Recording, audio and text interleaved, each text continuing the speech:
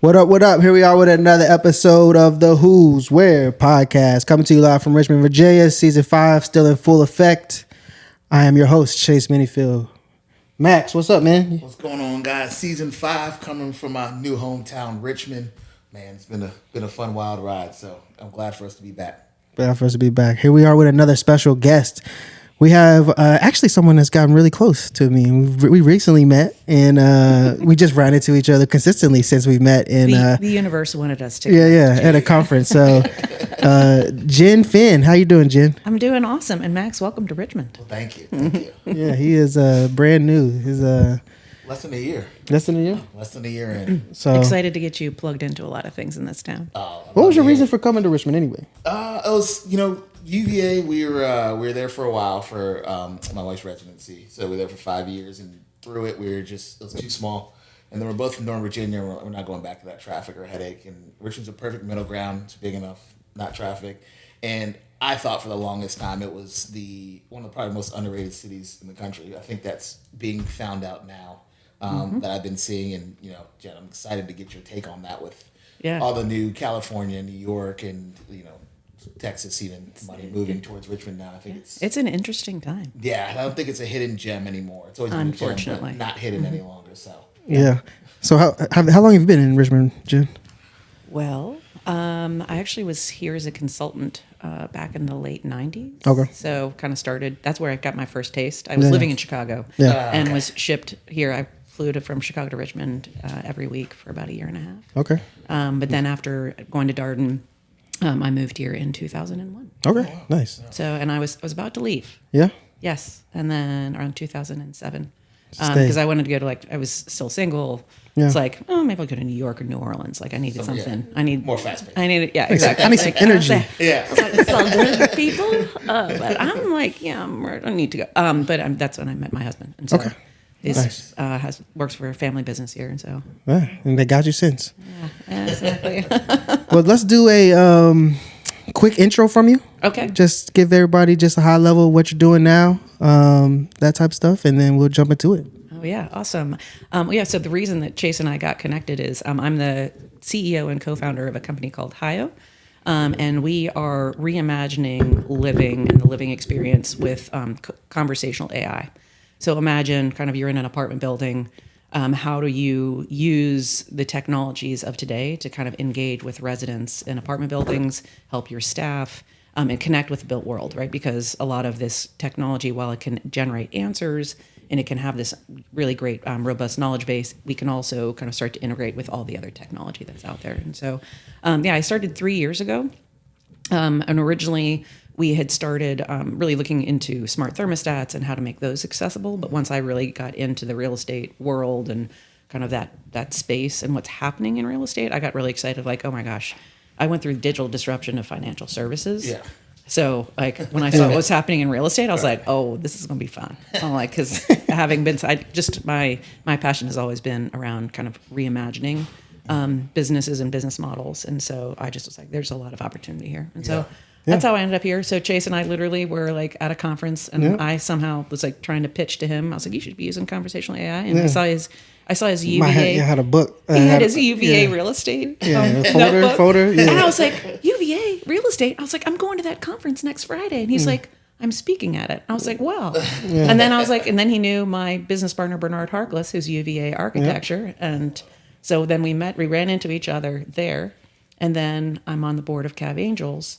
And you were pitching to that. And that's where they were like, oh, Chase, have you met Jen? She's on our board. I'm like, I have met him 2 times in the past week. So clearly the universe wanted us to meet. That's how it works. That's amazing. Yeah. That's good. You can always run into UVA Who's, and that's why we started this podcast in the first place, was to make sure that everybody knew what everybody was doing and try to have a space where you can see and just have almost a library of alumni stories. Yeah, that's awesome. So that's our goal. That's So you did Darden. Was that undergrad or was that just? It's just graduate. Just graduate. So where'd you do undergrad at? I went to Holy Cross. Holy Cross. Which today at 3:00, the women's basketball team is playing Iowa. Oh, Caitlin Clark. Caitlin Clark. So I am very, very excited. Yeah. So I went to Holy Cross. Okay. Back and graduated in '94. Okay, what did you study at Holy Cross? mathematics. Mathematics. And a minor in studio art. So I actually, on a lot of your guys' podcasts, you like have other athletes like talking about this. And I was like, the closest I've ever been to an athlete is a mathlete. Oh, okay. So I'm like, math is important. Math is important. Have you seen Mean Girls? Uh-huh. Is it like that mathletes competition? Is that no? I didn't actually compete in math, but I just okay. I thought you were on the mathletes team. That's no, like, but the mathletes team. The athletes, no. But imagine in '94, I was the only kid that had a computer in their dorm room. Right? I was tutored. So I started tutoring in the sophomore year. I was like tutoring seniors, and then I ran the computer lab. Yeah. So okay. So let's just say I was. But I went out and had fun too. So I think that's what always shocked people. I was like, wait a second. I thought she was just in the computer. Yeah. Now she's like, So what made you want to come to Darden? How were we able to recruit you down to the Charlottesville area? To the Charlottesville. Well, so after undergrad, I went into consulting, and I designed custom software, and Capital One was one of my clients. Okay. And so when I started working for Capital One, I realized I was like, I know nothing about business, having been a math major. And I was my dad was a pediatric nephrologist. My mom was a dental hygienist. So like, I knew nothing about business. Yeah. And so I was like, I should really go get my MBA. And my client was Bob Bremer, UVA undergrad. Okay. And so he was like, you should really apply to Darden. And so so I applied there. I applied Northwestern, and I visited Darden. And just the style of the education being a case method was much more my style. Yeah. Because in college, I just kind of fell asleep a lot. Yeah. If I'm not engaged in the conversation, I'd be like, okay. But the way that Darden was structured and just the layout of Charlottesville was just beautiful. And at the time, it was ranked number 3 in the rankings. And so of the schools that I got into, ultimately, I was waitlisted in Darden. I think I might have been like the last person off of the list. Nice. But I could not have been more blessed to kind of end up at Darden. Yeah. Nice. So tell us about your Darden experience. We're not Darden people. We are. No. We are comm school, not comm school. What are We're barely arts and sciences. Yeah, we're barely arts and sciences. Hey, math, liberal arts. I'm with you, people. I'm with you. So I went, and it was, I can't. It's really hard to describe, right? It was just such a transformational experience for me, kind of coming from like being in computers and designing stuff to just being open to a completely broader perspective of the world and how to have an impact, right? Because it's like just, 2 years, super intense, you do 100 cases by November and you're like drinking from a fire hose. Yeah. And it's still that way from what I have heard, even though all this older Darden folks would be like, you guys have it easy. You don't even have classes on Friday. You don't have classes on Friday. What the heck is that? But no, just that, it's an integrated curriculum in the first year. You have to take all the required courses. You have to take ethics. And you have to work with, you have a study, and I'm probably telling most people already know this, but, you have a team of 6 people that you study with every night. And you go in the next day and you show up. I'll never forget my first economics class because I had never taken one. Our professor, the case study that we had done was the Depression and what caused the Depression. And cold calls, it's like we go in, we sit down, and the professor looks at me and I'm like, okay, Jen, so what caused the Depression? And I like fumbled. And I just was like, it was like, and then and she just like was like going around the room. Other people had the answers, and then she'd come right back to me. Yeah, being like, no. So really, like, what's the next step? And I was like, I was just so over. I was like, I was over my skis. But, so the first year really intense.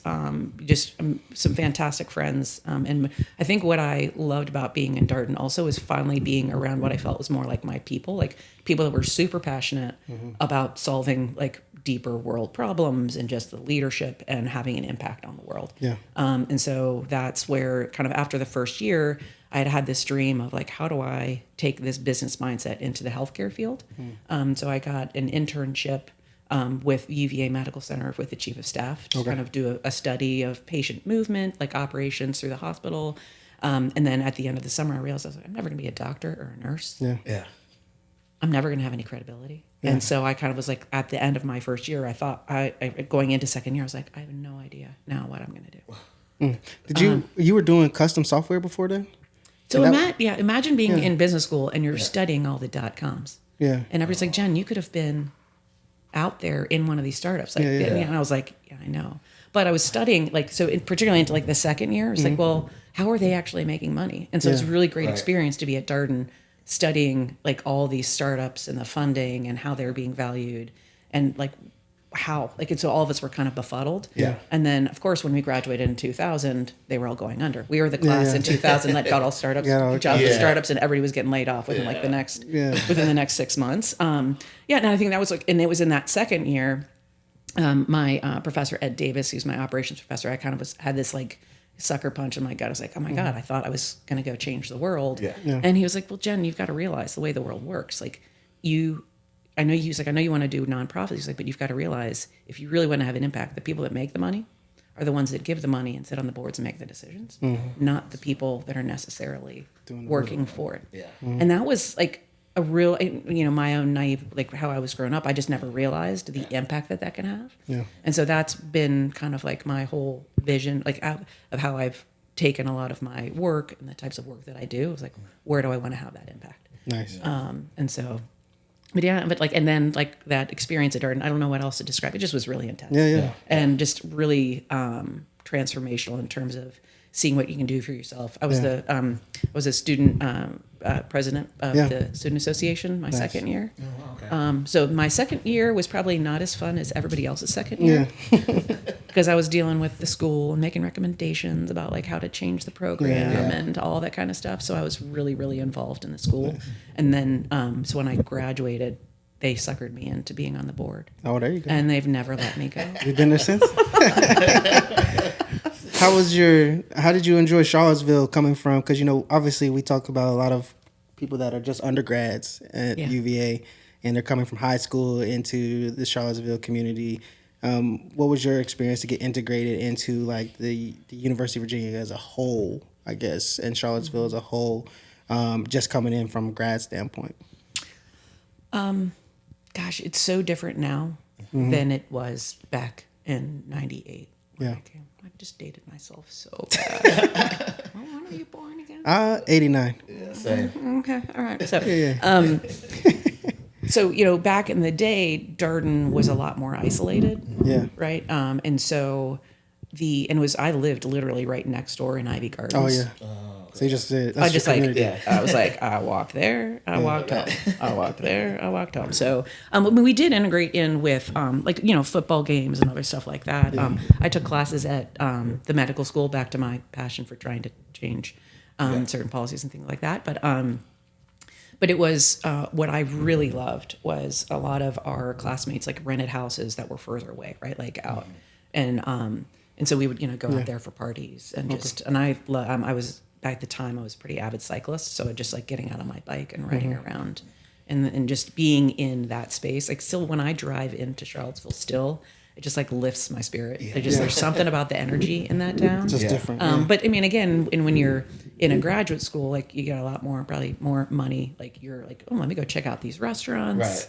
Right. But from now when I go, and I mean, obviously the Darden campus has changed a ton since then with the new hotel and stuff. But there's so much more collaboration across the schools now, I feel like, which is awesome. It's so much more integration and opportunities to kind of get out there. We always talk about that from a football standpoint, how like we get caught up in like the football world and just seeing if there's ways for us to get into different pockets of individuals and walks of life and things of that nature. I figured that Darden would be a very similar experience because you have a cohort and you have your group. It's super intense, right? Just go from there. So makes sense. But it looks like you guys probably, it's very similar to the Darden community of like, but once you're in it, you're like part of this bigger community. Right. And so like you have that really intense few time, like when you're there, but as you leave, you're like, maybe there's a little bit like, oh my gosh, there's so much more outside of my bubble. But your community carries you forward though, right? Like my Darden friends now are, even though I still have my core group of 6 girls and like one of my best friends, Reed, he was in my learning team. We jokingly said it was an arranged marriage for a year, just because we had to be together all the time and we fought and we were great friends. But now, like, I have a lot of, because I was on the alumni board for 13 years, I was a trustee for years. I've just got a wealth of people that just have become really close and are just great humans. All right, so you get into the healthcare space right after Darden. And consulting, because I consulting. gave up. Okay. I gave up on healthcare. Let's be clear. When it was like back to that sucker punch, I was like, shit, what am I gonna do now? What am I gonna do? Which am I supposed to swear? No, you're good. So no, I basically was back to ground. What can I do? Yeah. And so there's an exchange student from Russia who lived with me because my roommate had gone to Spain, and her husband was in PR, and he was in DC, and he said, "Hey, you've got a tech background." Mm-hmm. He's like, "And you went to Darden." And he was a PR guy. He was like, "You could come over and work for our strategic consulting practice," because they were building up in 2000, like all these creative think tanks and firms were opening up. So I got recruited to go to this startup creative think tank / strategy firm. Nice.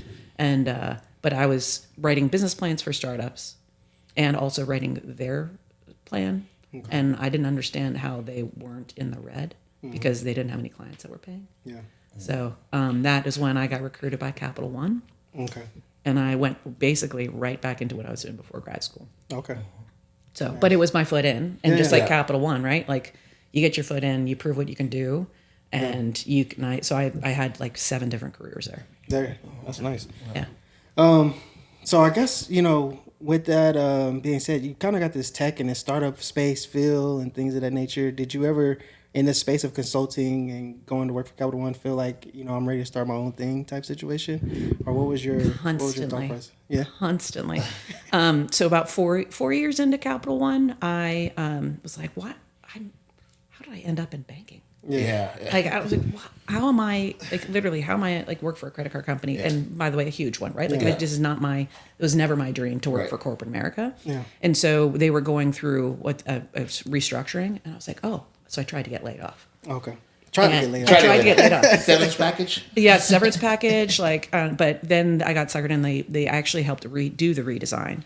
And at the end, they were like, "Here's your position." I was like, "But it's leading strategy, operational analysis and all this other stuff." Because I moved out of IT and into more of an operations leadership role. Okay. And I was like, but I want to go work for a smaller company. Yeah. And so I talked to all these executives. I was like, but I really I want to go start my own thing. I want to go be the COO of a middle-sized company. Yeah. They're like, well, you can go do that now. Yeah. And I was like, okay. But it's like they're like, it's on your, that's your choice. Yeah. And so, but at the time there was a division, there was a small business division that was run separately from the credit card division, and so I went and I interviewed and I got the head of operations job for that, which was basically like being the COO of a small company. Which was amazing. And that's where I really got my passion for small businesses and doing angel investing. And just because it was like this real reality of, again, what my impact can be. Yeah. Like I could work for the big guy to help the little guy screw the big guy. Yeah. There you go. Right. And so how do you play that? And so that, with the small business credit card division, learning about angel investing and being invited to be an angel investor. That's kind of what set me off on a bit more of my mission driven. Nice. So can you explain angel investing to everyone out there in our audience that may not even know what that is? So I will say, an angel investor, so first you have to be accredited, which there's some rules around how much money you have or in your assets. And I will not state it here because I will give it wrong, but you'd be surprised. It's not as much as you think. Yeah. Right. Actually, you probably know, Max, I do know. You now are. Yes. I love that you're an angel investor. I just joined Cav Angels, which I know you're on the board for. So honestly, it was shocking. I never heard of it. Okay. And one of the reasons we started this podcast was just, when we were getting recruited in EVA, we had a little different path than most, but one of the things they preach is like, hey, we have a great community, great alumni. Like when you get here, you'll make connections for the rest of your life. And we never felt like we got that or even knew when we graduated. It's kind of like, hey, thanks for your time here. But, we got a whole new group of people coming in next year. So, our end goal for the podcast is to, like Chase said, have a database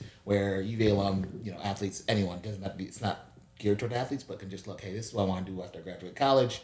Oh, well, here's somebody who's in that space. I can look them up. I can listen to the podcast, and I can maybe even reach out or just try to get some sort of information about it. So, with that being said, I'd never heard of Cav Angels, and I've been out of school for 12 years now, I think. And so it was just one of those things that it would have been very cool to know that, hey, this is something that is a resource, not even to be on the board or not even to be a part of investor, which I am now. But when I was coming out, and a lot of us were thinking about starting our own businesses, like I didn't even know this is something you could reach out to raise money.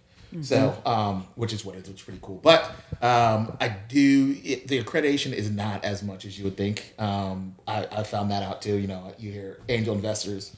I'm thinking Shark Tank. These people have millions and millions of dollars in their bank account. Yes, right. So exactly. it's a lot lower. I think it's around like your net worth has to be around like $300K or something like that. A little bit more than that. You have to have a certain I think the income.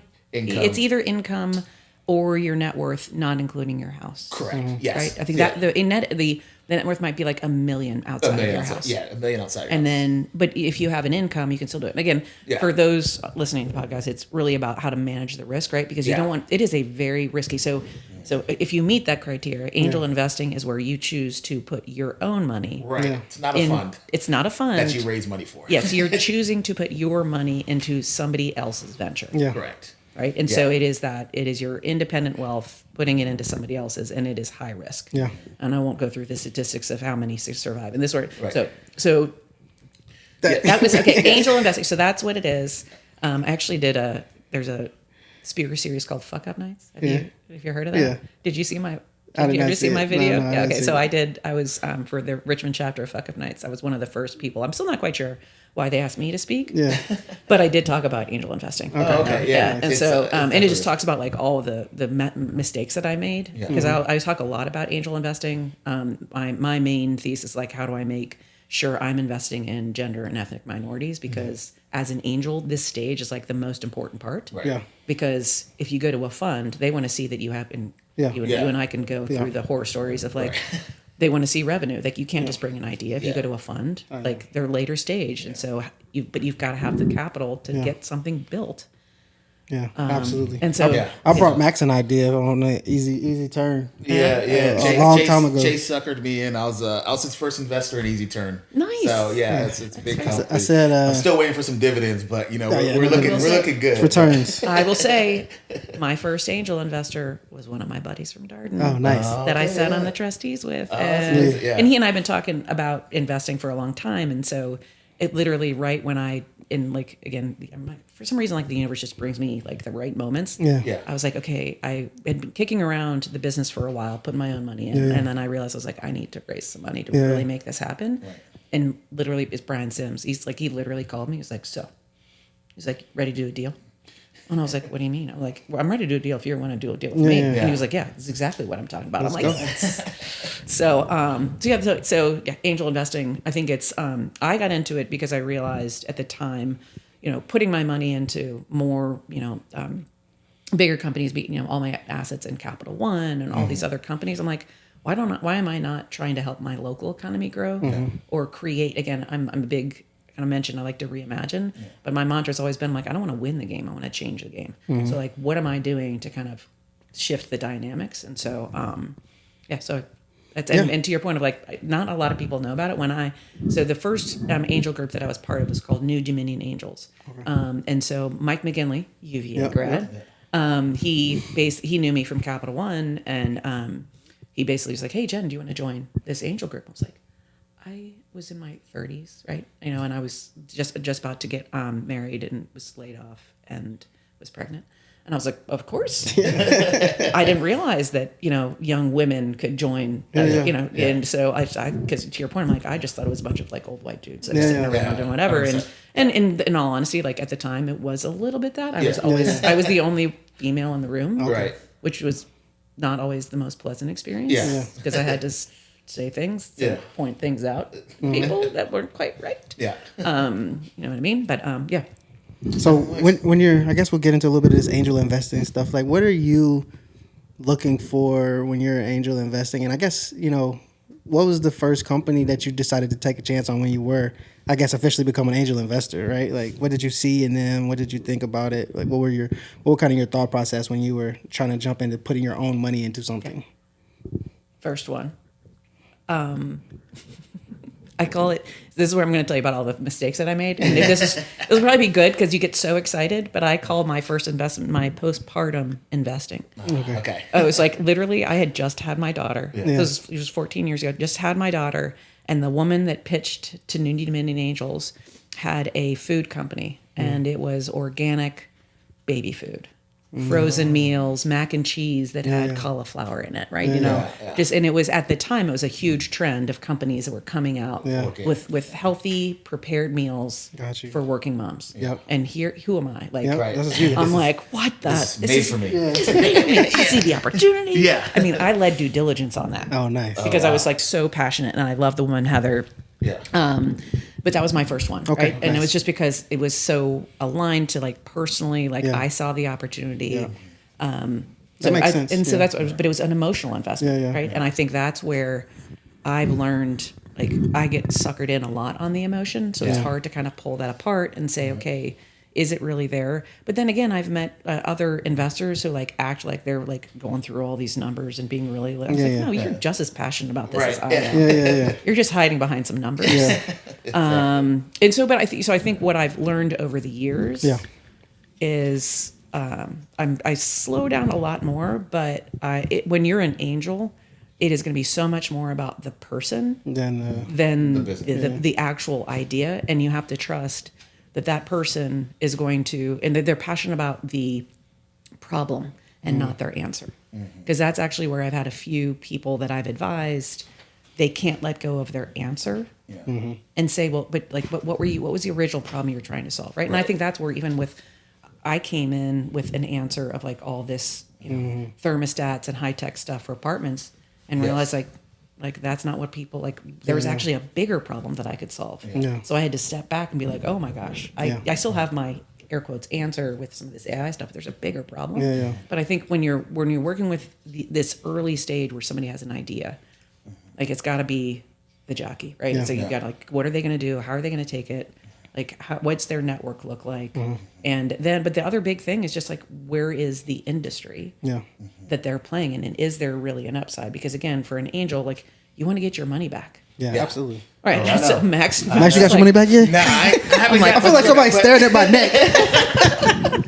I was going to say, To go on that point, I mean, so my first investment was in Chase, and it was he came to me with an idea, and kind of like you, like I want to see things that are going to disrupt the space, and I have to have faith in the person. And I was lucky enough to play college football with Chase, and I know the kind of person Chase is, and I just knew there's no way I might not make a bunch of money, but Chase is not gonna let me lose my money, and I can live with that. So I can live with that. Back against the wall, there's a few people I know that they're gonna come out with something. What that is, I didn't know, but so that was great with Chase. And then it was industry I knew a little bit about. It was kind of I didn't know about student housing, but I knew about multifamily, and it was disrupting the multifamily industry. And I'm excited to hear your thoughts, but it's the real estate and multifamily industry. I feel like hasn't changed for hundreds of years before I've been there. And it's funny because this was probably 10 years ago I invested, and these companies. Whoa, not 10 years ago. Whoa.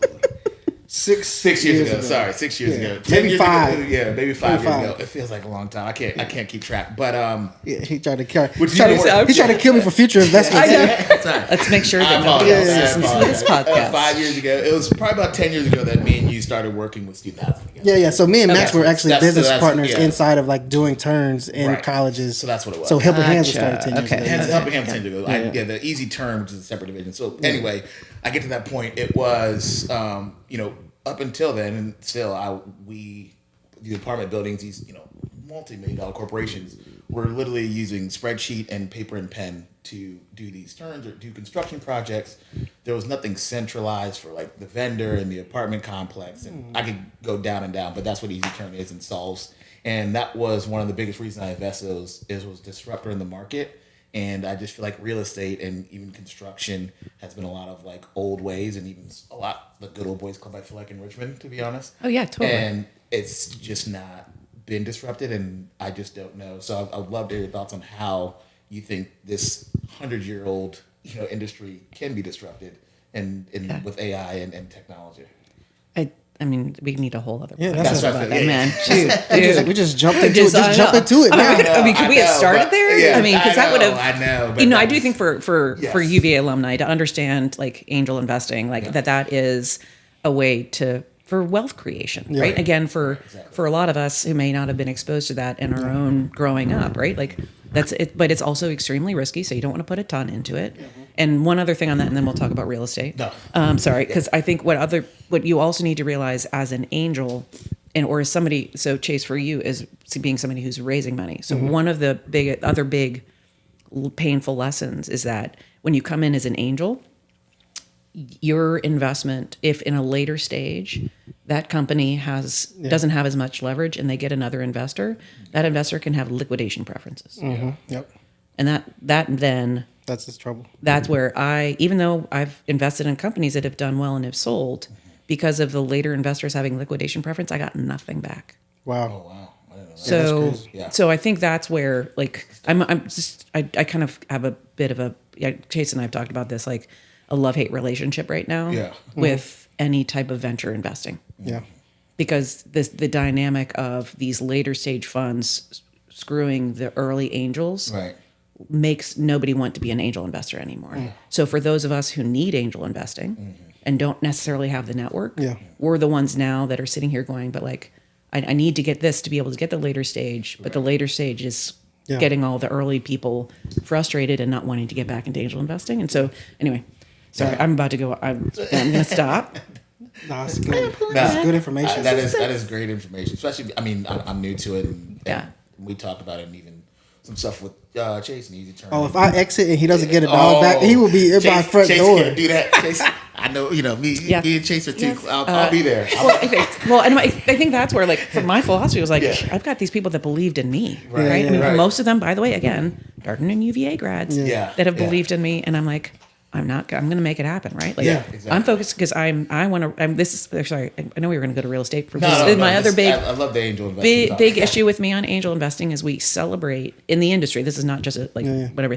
We celebrate how much people raise. Right. Yeah. Yeah. That's Not one- how much that's one of my people biggest make. pet Yeah. peeves. It's my huge pet peeve, right? And so, like, that's where right now I'm excited. We're about to close out my round, friends and family. Nice.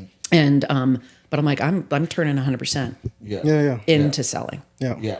like 100%. And so we've got two like fantastic clients that we're signing right now. Nice. And without even signing anybody, I've got enough cash to get through October. Good. So you're going to see me again at Optech this There year, you man. go. You're going to see me at every conference. Make sure I make it back too. Yeah. Okay, so back to real estate. Yes. Yeah. Yes. All three of us. This is awesome. Hold on, before we move on, Yes, do okay, you have so- an investment in angel investing that you're like, all right, this is my darling investment type situation? Or have they all been like mid? My retirement exit strategy investment. At this point, because everything's illiquid, I'm just like, I'm just letting all of it ride. Let it ride. I'm just letting it ride. I can't. Yeah. There's some really big bets that I made Yeah. that I'm like on people that I adore and treasure, but they were moonshots. Yeah. Yeah. Right. And so they're still trying. Yeah. And I'm doing whatever I can. Yeah. But we keep going back to angel investing. Yeah. The other great thing about angel investing, if you get in with the right group like CAV, Right. Venture South, there's a bunch of different groups. Instead of having to put $100,000 into one company, Yeah. Good too. you just put 5 or 10, Yeah. right? Like, and so you distribute your risk, and that's one of the great things about being a member of like CAV, because you get the education. Yeah. There's somebody else who's going to do the due diligence, and like you can take the wisdom of the crowd sometimes. Right. So no, I'm going to say, you know what? I'm going to say not. I would say I have not been a successful angel yet. Yet. All right, coming. Perfect. Okay. But they said it's a long game. It's a long It's a game. total Very long long game. game. Yeah. So it's all good. All right. Back to real estate. I know you Okay. wanted to get Max, into real Max, estate. let's go to real Yes. estate. love to get into real estate. So, Yep. But yeah, so just the multifamily space is something that I've loved to get into. I've gotten in a little bit, dipped my toe in it, and honestly, since COVID, it's been really hard to find anything that makes sense. Yeah. But yeah, the process hasn't changed for years, right? You get a performer sheet, what's your rent roll, what are you paying per door, and you come in, you may make some minor adjustments, and you rent the place out. You hope that you build it up, and then you hope some large company buys you out, right? So Yeah. I'm interested here. What are the tech kind of advances, or just some high level nuances that you think could disrupt this space, or just make it a better experience, honestly, for the user and the investor? So much. Okay. I think what's interesting in multifamily, as I've come in and studying it from the outside, if you think about the digital disruption, Yeah. it's still the built world. So unlike when I was at Capital One, anything could be turned into a bit or a byte, right? Like just money even, right, isn't physical anymore. Yes. That's never going to happen Yeah. in multifamily, ever. And so I talk a lot with asset managers, right, who think about like, oh, it's a 7-year turn. Like I'm just going to figure out how do I work the numbers as much as I can to kind of get there. I think that's inherently, there will be data and new ways of looking at those investments, right? I think, that's always the forecasting and your predictions. There's going to be new fancy ways of using that data. There's going to be new data and insights that come into it. But the reality of you still have to have people on the ground. You still have to have people living there. You still have to take care of the physical space. Yeah. Right. So it's what I get. I think the one thing in terms of the economy and your net operating income, like looking at how much the legacy software and platforms cost. I mean, that's where I think the disruption. That's getting worse too. It's getting worse. Don't even get into that. Okay, so because I think then that's where, at what point are property management firms going to say, wait, you're charging every single other software provider that provides better software than you do, and you're going to charge them $25,000? Yeah, it's crazy. Like, and then we get charged per transaction. And you got to build the integration yourself. And then you build unless you're using Propexa. Unless you're exactly. Okay, so I signed up with Remen last year. I'm still trying to. I'm still working. No, I shouldn't say I love Remen. And once I actually kind of get in, it's been great when I tell people like, oh yeah, I already have all the integrations ready. I just need you to tell me if you want me to turn it on because I'm going to actually have to increase the price. Right. So there's some in the industry. There's going to have to be some pricing pressure. Yeah. And so many of the legacy technologies are just walled gardens. You can't. Yeah. And so I think there's a lot of startups that are out there that are really focused more on, and that's at least from our point of view, of we just want to be like exceptional at conversational AI and plug into this ecosystem, right? Yeah. And let everything else connect together and change the price point, because I think that's the price of technology should be going down. Yeah. But the issue, as I've come in and been working with a lot of firms. There's no data. People don't think about properties as a way to collect data. Right. And so the data availability and like, what do you understand about your residents? Back to, so if you think like when you think about multifamily real estate, it's like, what do you know about your residents? Yeah. Like, what data do you have around how they engage with the built world? Yeah. This is what we're helping solve. It's like, you don't even know what questions people have. Yeah. Because they have like 20 different channels and they get frustrated. They call the leasing agent instead of calling maintenance because they can't get anybody to answer. And so there's just a richness of data that I think is going to get built up over time. But if I was an asset manager, I'd be talking to the property manager, being like, okay, like where do we not have data that we should have it? Exactly. That's a good point. And they don't. I mean, there's so many things that need to be changed. As far as I know that's where it's hard to figure out a place. I just talked to a company yesterday. Or not yesterday, it was yesterday, Friday. Actually, it was yesterday. And they still doing paper inspections. Like it's like a group that has like 2,000 units up in Northeast. You know what I'm saying? And you just you never know. Like you look at the top 50 property management companies in the country, and they're pretty much adopting technology. But then you have like everybody else in between there that's from like, I don't know, 200 units to probably like 3,000, 4,000, 5,000 units. Across the country somewhere, you know what I'm saying? That. And that's where I think that's where the real opportunity is, right? Yeah. So the stat that I always love telling is that the top I'm going to forget my statistics, but it's the top 50 property management firms in the United States own less than 20% manage less than 20% of the properties. Nice. Right. So I think what has not come into the market yet, or at least from what I'm seeing and people that are going out, it's like, how are you designing for the middle market guys? Mm-hmm. Everybody right now is going after the Greystars of the world. Exactly. Yeah. And those guys already have their IT. They have IT teams. Yeah.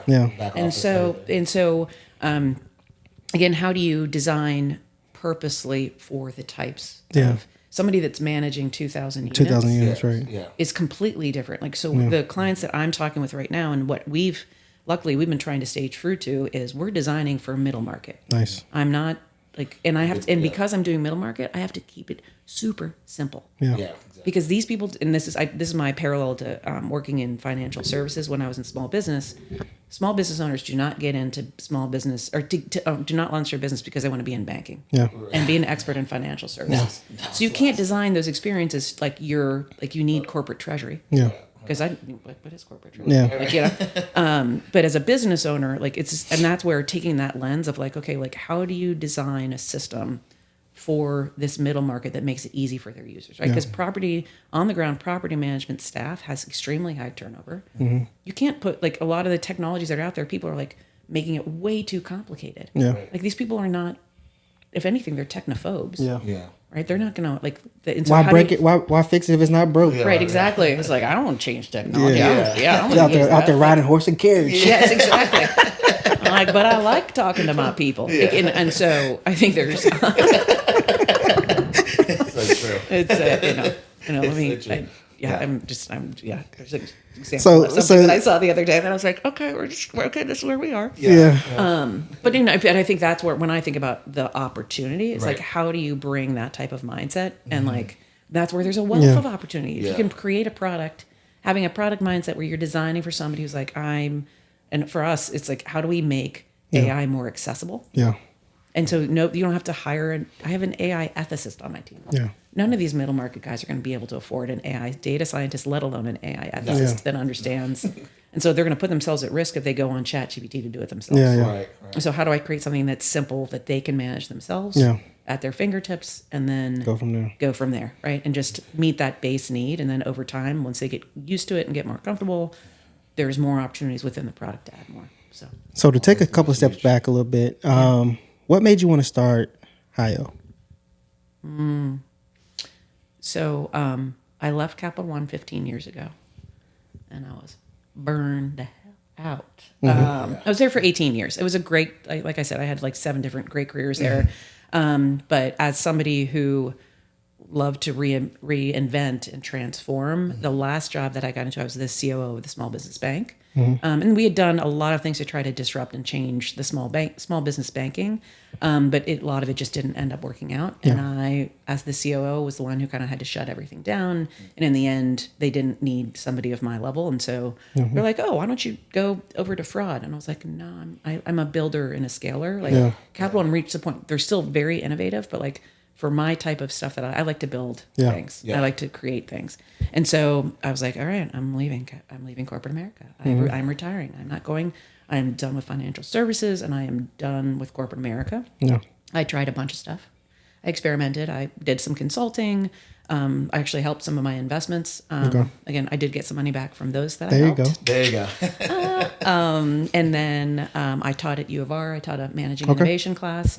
And that's, but during that time, my co-founder, Alex Otanias, he came to me and he was like, hey, you like to build things? Yeah. And I was like, yeah, I do.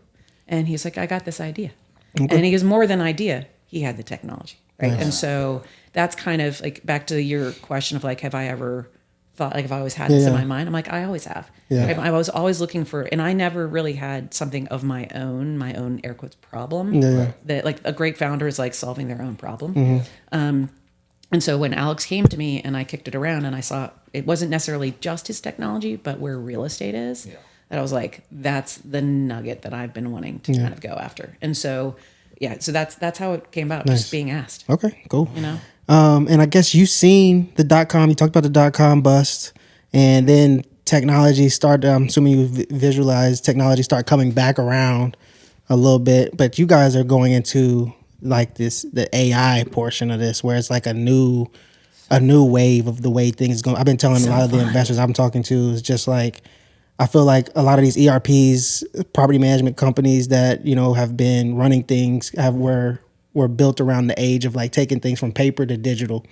Right now, they're going to have to start to say, can they take their information and data and can they put AI behind it in some form of fashion, right? Yeah. And you guys are on that AI wave of like transitioning how real estate works. So, talk to us a little bit about transforming and doing things different in a space and how transformative do you think AI is going to be to the space? You're really going to put that? Yeah, let's go. It's like saying how big is real estate. Like, that's okay. So a bit of background. Like, so we talked about my being at Darden when like the .com stuff was coming out. Yeah. And I was at Capital One when I'm air quoting, if you can't see, well, you can't because it's a podcast. I'm air quoting the interwebs came out, right? And so I was there when we were like, okay, well, we have to take these paper applications and put them on web. Yeah. Right. And so I've been through kind of this wave of transformation, and I'm seeing it happen now because the current technologies are doing exactly what we did at Capital One, which we took our paper app and we put it on the web. Yep. Yeah. All that anybody's doing right now is taking their existing platform and applying AI on top of it. Yep. Which is fine. Yeah. You're gonna get some. Yeah. You're gonna get some lift. Yeah. But they're never going to start from the end. They can't start from an end game of like where technology needs to be around. I don't like to call it Web 3.0, but just like the where data is and the fact that it's who owns the data. Yeah. And for us, we start with resident centric, like their behavior, like they own that data, and then our whole architecture is designed around that privacy and the ownership of data, right? And so I think how I'm looking at it is how do we reimagine working backwards from what this technology can do and finding very specific use cases to show what's possible. Yeah. Because the other thing that I've found, because I've been at this now for, over at least when ChatGPT came out, everybody was like, oh, that's what it can do. Yeah. And I was like, oh, finally, people, at least there's a tangible example, because this is the other thing I found in real estate. Everybody's so concrete. They're like, well, Jen, like, is this an idea? And I've had to finally, we've built the product. We have it. I can do a demo and I can show them how I can build you a model. Yep. I tell them a week. It takes us like 2 hours. Yeah. And that's, I think, as somebody who's been a technologist, to see what can be done that actually couldn't have been done before. Yeah. The capabilities that are out there. So I think that's how we're approaching it. Okay. And what I've also, if you look at what is possible, and for years people talked about the fear of all of this stuff that's coming up. How do you do it slowly, and how do you follow some of the best practices? So that's where I'm really lucky to have Jack Miller on my team, who's my AI ethicist and data scientist, and he's trained at Oxford in AI ethics, right? And just really brilliant. But slowing down and really following the managing the risks of what's possible, and then going more slowly and being really, really deliberate around it. Is it exciting being at the front of what I would consider to be a wave of transition, and really trying to be one of those brands or companies? It seems like you said, people that AI group. First of all, there's a lot of AI companies that had an easy time raising money, but there's really a few companies that are really building from the ground up from an AI platform, right? Yeah. So there's this, and I think everybody's on the same page that AI, if you don't have it, you're pretty much going to be ousted out of the space. Yeah. So talk to us about being at the forefront of, a space and time where we're seeing technical change. It's funny, I actually just did a panel on this on Thursday night. Because it's, having been on the edge of new technologies a few times, at the edge now, it is, somebody described it in an article that I read about radical uncertainty. Right? It isn't just AI. There's a lot in the world right now that is radical uncertainty. Yeah. And so even with technology, all this fear, it is going to be, at this point, it's really about the choice that you have around how do you purposely design for good or bad, or kind of some of those other pieces. And so I think it's exciting for me, because I get to actually, instead of the hype cycle, right? I'm seeing everybody this, it happens all the time. People throw oh, I'm doing AI. I'm like, oh my God, I can't say I'm an AI company anymore. Yeah. I'm not going to, right? It was just, we're a completely new type of experience. How do I get myself away from being labeled too much on company. that? Yeah. And so, no, but it's exciting because I get to actually create real things, right? For us, it isn't just a marketing thing. It's the core of our technology, and it's what we do. Yeah. And so, but the realities of getting to a point where we're actually doing it, we create real value with it and show you the economics of it, right? It's my economic model is going to be totally different. And yes, it was for the early stages. There's a lot of companies that are oh, we're AI. People but now they have so much money. Back to our, we'll loop it back to angels, right? they have so much money, and their angels and their funds or whoever invests in them is expecting them to grow. Yeah. Right? So they're now having to spread themselves out into other industries and kind of to try to find where that next nugget of growth is. And they haven't necessarily delivered on the promise of what they started with. Yeah. Right. And that's the downside of kind of later stage investors kind of having a higher a deliberate expectation of growth versus max, like you did with Chase. Like, I know you're going to do something with it. Yeah, right? Exactly. And then you're going to do something with it, and it's going to make a real impact.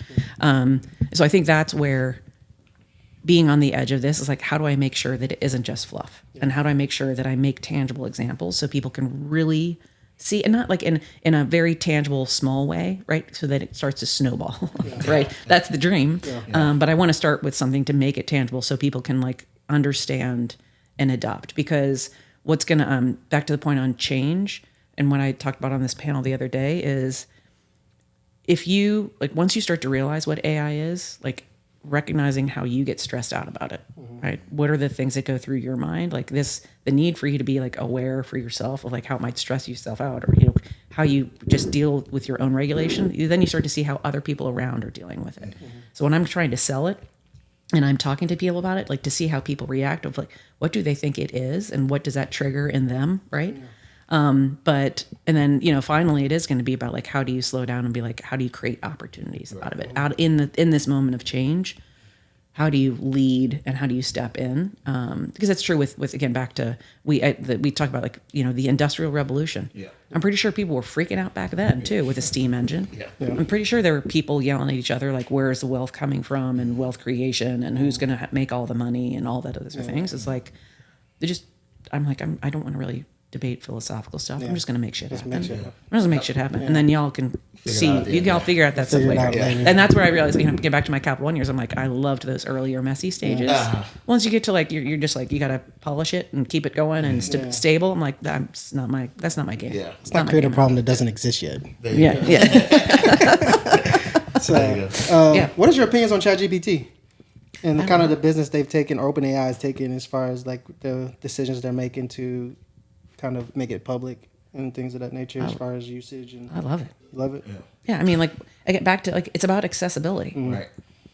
Now, I mean, it's just, I love it. I finally got, I did we upgraded for my team because we use it a lot, and for our internal stuff, for efficiency. Yeah. Right. And not, and what I've loved is it does create, from my experience, it creates, it's almost a leveling playing field for somebody who might not be a really good writer, but they know what they're trying to say. Right. And if somebody expects them to say it a certain way, and they were never trained to do that, put it into ChatGPT and say, here's what I'm trying to get across. Right. Can you like put it into a professional form, like pretend like you're a CFO giving an update on this? I use it for everything. Contracts. Yeah. Emails. Yes, emails. Like, my new favorite thing. Have you upgraded to the ChatGPT 4? Yeah, absolutely. Okay. Images, documents. Oh my gosh. All that.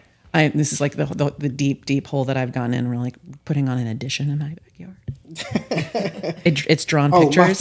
My fiance, she has built a wedding idea through ChatGPT Dolly. It's just like, but this is it. I need this. It's great. It's great. My husband's like, oh my God, when are you? I was like, yes, it's great. Yeah. But no, I mean, I think it's great. It's just, it's a whole just new, it brings us to a whole new level of like fun creativity. And I think the challenge starts to become, and I think there's where somebody like, oh my gosh, what does this do to us? We're like, well, it frees up your time. Yeah. So what are you going to do with your free time now? Right? If you can do things that quickly, it doesn't mean you should be doing more work. Yeah. Like, and so therefore, like, that's the existential crisis I hear people saying. It's like, well, but the computers are going to be smarter than us. Yeah. Is there a downside to this? Is there a downside? Like, are we getting dumber? I don't think we're getting dumber. Some people might. Some people might argue the other way. Like I don't put no brain cells into creating contracts anymore. Well, there's some risks to that, right? Yeah. Well, but I think that's the big question of like, in the industrial era, people used to value strength. Yeah. And we shifted from valuing strength to intelligence. Yeah. Now we're at this point of like, are we going to stop valuing intelligence? Yeah. Right. And if so, on the other side, what do you value? Yeah. Makes sense. So, got anything? No, I think that's it, man. That's great. I think I got a little bit more. So, I think I got a little bit more. So, what's the future look like? What is Hio's? What are you guys' goals? 5-year plans, 10-year plans for yourself, Hio, whatever? I just want it to get off the ground. Yeah. And I want to show people it's possible. My goal, very tangible.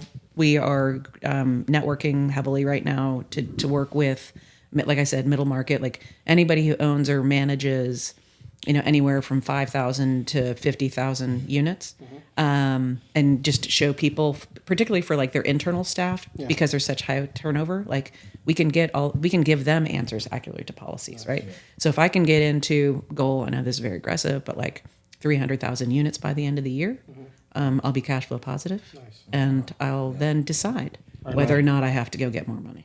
I would much rather bootstrap and celebrate like this is it, and your destiny. Yes, I like to manifest my destiny. Jeez, that's what I'm doing right now. But so I think it's a matter of, and then this is where I'm given the technology and the radical uncertainty. I'm like, we'll see where it goes.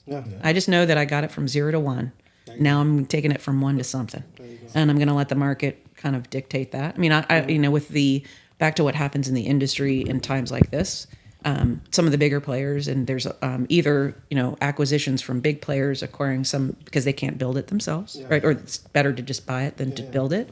But then also a lot of private equity strategies to do roll-ups, right? Where you've got all these great little components, and then you roll that up in a roll-up strategy, right? Then they refinance it. Yes, exactly. And so like for me, back to like my happy place is more in the building and the scaling.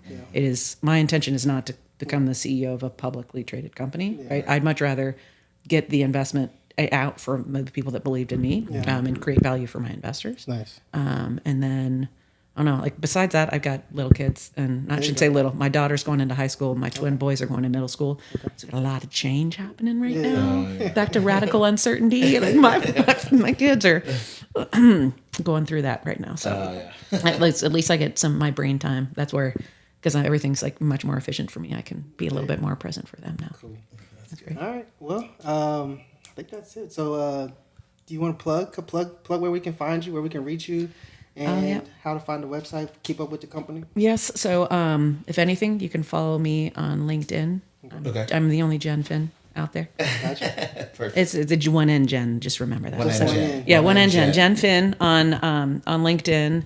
Our website is heyhio.com. Okay. And I don't know, follow me, and we'll keep the conversation going, because that is our tagline for HIO, right? Just really quick. Yeah. It's HIO is humans in the loop. That's what HIO stands for. And it's and so O being the loop. Yeah. And again, back to our, like, we want to keep humans in the control of the technology and in the conversation. Our tagline is Did you even tell us what it like? Did you tell us or tell the people? I know what it does, but I know. So oh no, I'm like, that's what you and I are like. Of course, we've talked about this many times. We have a platform where we work with property managers to ingest all of their policies, anything unique about the building. We train a large language model that's bespoke to that particular property or set of properties, and we turn that around, give it a phone number that you can access the API, and people just ask questions. And then we have a back end where this is really what's critical, is we have a back end where that property manager can tweak the model and kind of understand what are the questions that are coming in, and we escalate to property managers, and we can trigger APIs and maintenance requests and other types of things like that. Wow. So on the where Chase and I have been talking, it's about on the diagnostics on a maintenance, like instead of automatically calling maintenance, kind of having a conversation around like, well, what's happening? Yeah. And doing that pre-triage of like, can't you change the light bulb yourself? Yeah. Right. That type of, so it reduces the burden on the property manager to like always have the right answers. It just make things redundant. Residents should have the answers to these already. They just don't want to go to the website or look at their lease. Yeah. And so that's where we're starting. And so talking to Chase about integrating in with maintenance types of ticketing. And then we were talking with a lot of managed Wi-Fi to manage the Wi-Fi and answer questions about that, which is, again, back to the expansion of what else we can do. Yeah. And wait, what was it? So that's what I do. That's what the actual technology is. Yep. If you want a demo, there's a book a demo. If you go to my website, and I'm happy to show it actually does exist. Yep. And it's radically priced differently than other people in the market. because it's simple Yeah. and it's basic. That's good. All right. What was the other question? That was it. I just wanted to make sure that People knew me. people knew exactly what the software was. Yes. Maybe we can get a sale out of this. Yes, I know exactly. So, that's good. Call me. All right. Well, we got the final thing that we do on our podcast is rapid fire questions. All right. Oh. So it's just 10 questions. What's top of mind for you? Okay. As far as this or that. All right. Okay, we can settle here. All right. I'm ready. All right. Shoot. Hotels or Airbnbs? Airbnb. Listen to books or read books? Listen. Go to the movies or watch Netflix? Netflix. Cable or stream? Stream. IG stories or IG posts? Posts. Either. Watch the news or read the news? Neither. Okay. Would you rather start a podcast or write a book? Podcast. Apple or Android? Apple. Detroit pizza or New York pizza? New York. All right. And if you were moving, would you hire a moving company or would you help get your friends and families to help you move? My husband would do it. That's it. All right, guys. Appreciate it. Thanks, Jen. Thank you guys. It's been good.